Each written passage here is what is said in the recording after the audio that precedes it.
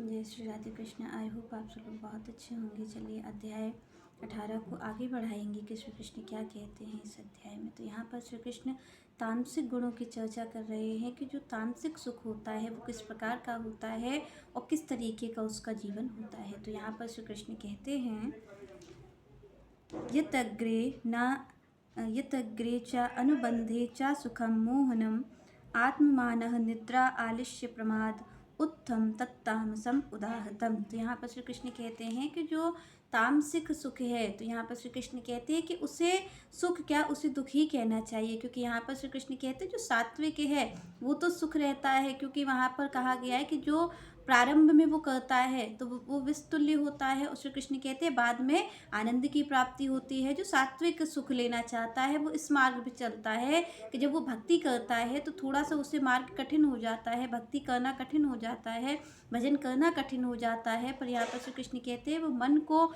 अपनी इंद्रियों को एकाग्र करके और फिर उससे भजन करता है, वो भजन करने से भगवान की प्राप्ति होती है। तो श्री कृष्ण कहते हैं पहले तो कुछ कठिनाई होती है, और कुछ क्या ज़्यादा ही कठिनाई होती है। मन को एकाग्र करना छोटी बात नहीं है। तो यहाँ पर श्री कृष्ण कहते हैं कि वो विस्तुल्य तो करता है कार्य, पर उसके बाद भगवान कहते हैं कि उसको अमृत की प्राप्ति होती है, मेरे धाम की प्राप्ति होती है। पर यहाँ पर रजोगुणी के लिए भगवान कहते हैं कि जो रजोगुणी है वो रजोगुणी का, तो श्री कृष्ण कहते हैं कि पहले तो उसको अमृत के तुल्य जो इंद्रियां हैं, जिन सुखों के लिए वो कार्य करता है, तो श्री कृष्ण कहते हैं कि जो इंद्रियों के साधनों को वो पूरा करता है, इंद्र विषय हैं उनको जो पूरा करने में लगा रहता है, और जब वो पूरे हो जाते हैं तो श्री कृष्ण कहते हैं तब तो उसको अमृत के तुल्य सुख प्राप्त होता है। तो यहाँ पर भगवान कहते हैं कि अंत उसका बड़ा दुखदायी होता है, अंत में उसे दुख की ही प्राप्ति होती है। जैसे कि आप और हम लोग सारा प्रयास करते रहते हैं संसार को खुश करने के लिए, और खुश वो कभी होता नहीं है और आपको बाद में दुख की प्राप्ति करवाता है। आप और हम साधन जुटाते हैं,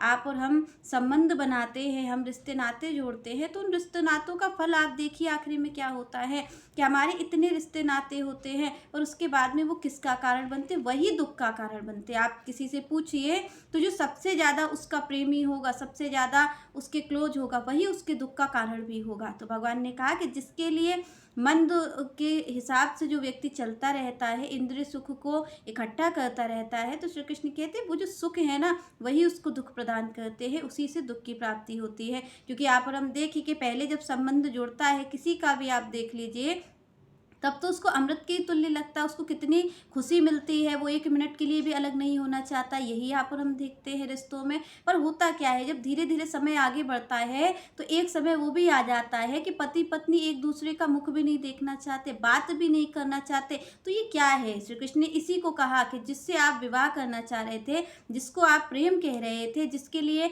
आपने शुरुआत में सब कुछ एक और रख दिया था, श्री कृष्ण कहते हैं अब अंत का परिणाम कैसा आ रहा है, तो अंत में वही रिश्ते आपको दुखकारक लगते, उन्हीं का आप चेहरा नहीं देखना चाहते, जिनके लिए आपने सब कुछ छोड़ दिया था, उनको आज आप और हम देखना भी नहीं चाहते हैं। तो ये क्या है, श्री कृष्ण का पहले तो आपको ये लग रहा था कि ये जो रिश्ता है, ये जो नाता है, ये जो संबंध है, जो साधन है, श्री कृष्ण कहते लगता है कि ये मुझे सुख देंगे, पर होता क्या है कि उससे अपार दुख मिल जाता है, उस दुख से हम पार नहीं जा पाते हैं। क्योंकि आप और हम देखिए कि रिश्ता जुड़ता है, और रिश्ता जुड़ करके जब वो आगे बढ़ता है तो तलाक की स्थिति आ जाती है, लोग एक दूसरे को देखना नहीं चाहते हैं। वो आजकल तो हम आप परिणाम देख ही रहे हैं कि संसार में कैसा घट रहा है। तो ये क्या है, श्री कृष्ण ने कहा कि बस ये क्या है कि ये आपको अल्प सुख लगा, आपको लगा कि ये सुख है, तब आपको अमृत के समान लगा, पर इसने आपको अपार दुख दे दिया, और इसी के साथ जीव को जाना पड़ता है। जो रजोगुणी व्यक्ति होता है वो इस संसार से जाते जाते भी इस दुख को ही लेकर के जाता है अपने साथ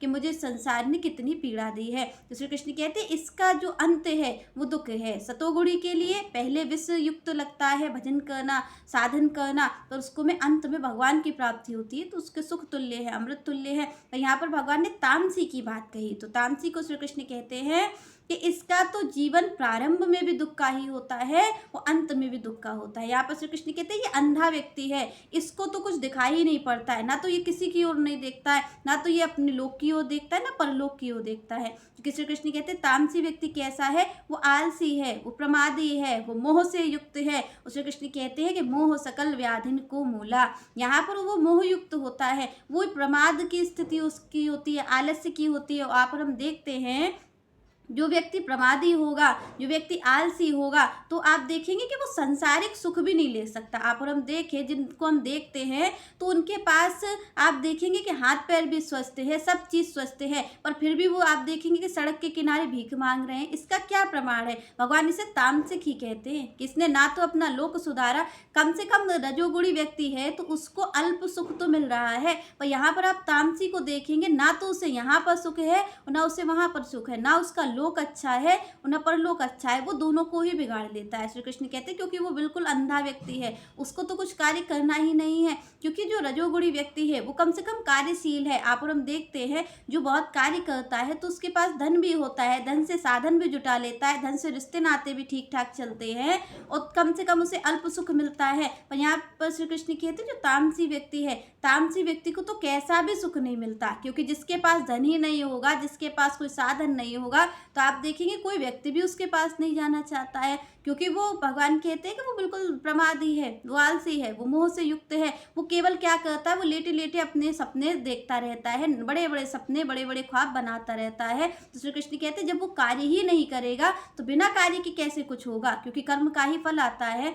तो जब कोई कर्म ही नहीं करना चाह रहा है तो श्री कृष्ण कहते हैं उसे तो फिर दुख स्वरूप जीवन है, वो तो पशुवत जीवन जी रहा है केवल। क्योंकि यहाँ पर हम देखें कि शरीर स्वस्थ होने के बाद भी कई लोग जाकर के और भीख ही मांगते हैं, दूसरों के आगे हाथ फैलाते हैं। जब आपको भगवान ने ये मानव देह दे दी तो ये किसके लिए है? ये तो सेवा करने के लिए, ना कि सेवा करवाने के लिए। पर आप और हम देखते हैं कि हम क्या करते हैं, हम दूसरे के आगे हाथ फैलाते हैं, जबकि भगवान इसी को कह रहे हैं कि ये किसका लक्षण है? तमोगुणी का लक्षण है। वो मेहनत नहीं करना चाह रहा है, इसी कारण तो उसको दूसरे के आगे हाथ फैलाना पड़ रहा है। तो श्री कृष्ण कहते हैं जब कोई ऐसा करता है तो श्री कृष्ण कहते हैं यहाँ पर कि उसको इस लोक में भी दुख की प्राप्ति होती है। और आप और हम देखते हैं कि वो सड़क के किनारे लेटे रहते हैं, वो कितने लोग बातें सुनाते रहते हैं, तो ना तो उन्हें संसार से कोई सम्मान प्राप्त होता है, ना कोई सुख प्राप्त होता है। आप ऐसे लोगों को जो तामसी व्यक्ति हैं उनको आप कहते यही सुनेंगे कि संसार दुख से ही भरा है, इसमें तो दुख ही दुख है। पर क्या संसार में दुख है? पर संसार में आप कार्य ही नहीं करोगे,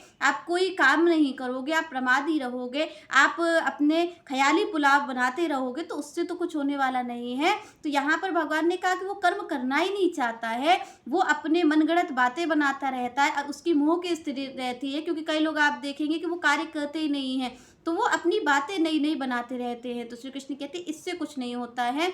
इससे क्या होता है कि इससे आपको दुख प्राप्त होता है। ऐसे लोग क्या करते हैं, उनके ना कोई धन है, ना कोई साधन है, तो उन्हें वैसे भी दुख मिल रहा है, पशुवत जीवन जी रहे हैं वो। तो श्री कृष्ण कहते हैं उनका लोक भी बिगड़ जाता है और परलोक में भी उन्हें दुख की प्राप्ति होती है, क्योंकि उन्होंने ना तो भगवान से जुड़ा कोई साधन किया, ना तो भगवान के लिए कोई कार्य किया, और ना उन्होंने संसार में ही कोई अच्छा कार्य किया, न किसी की सेवा की, ना कोई भजन किया।